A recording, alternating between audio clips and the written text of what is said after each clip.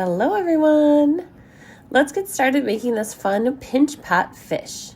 To begin with, you're going to roll out your ball of clay, press your thumb in, but not all the way through. We're not making a donut.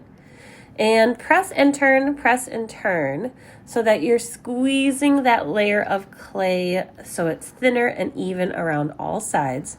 But don't forget to press the bottom as well.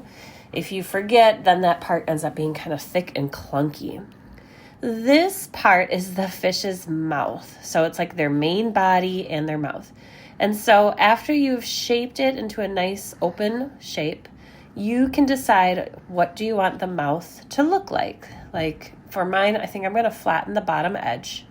So it kind of creates like a flat line and then a rainbow curve.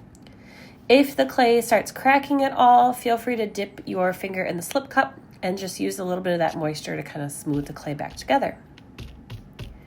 Notice I'm tapping the bottom a little bit just to make it sit a little bit better so that my fish doesn't rock or wiggle back and forth.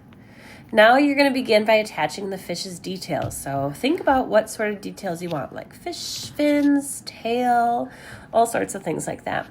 I pressed the clay a little bit flat, and I'm using one of these little plastic knife tools to cut out a shape. So this triangular shape is going to be my fish's tail.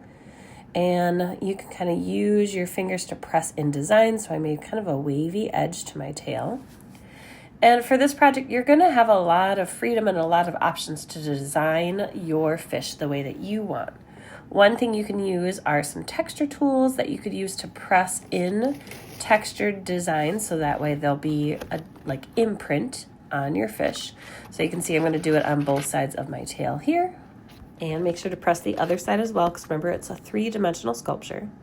Now we're going to get ready to attach this. So I decided to cut off a little bit of the clay so there's more surface area. So I am scratching the clay up with my needle tool.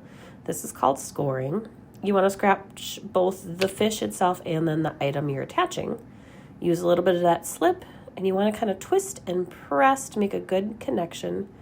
And always, always, always take time to smooth out those edges. It should look like a seamless piece, like that part was always there.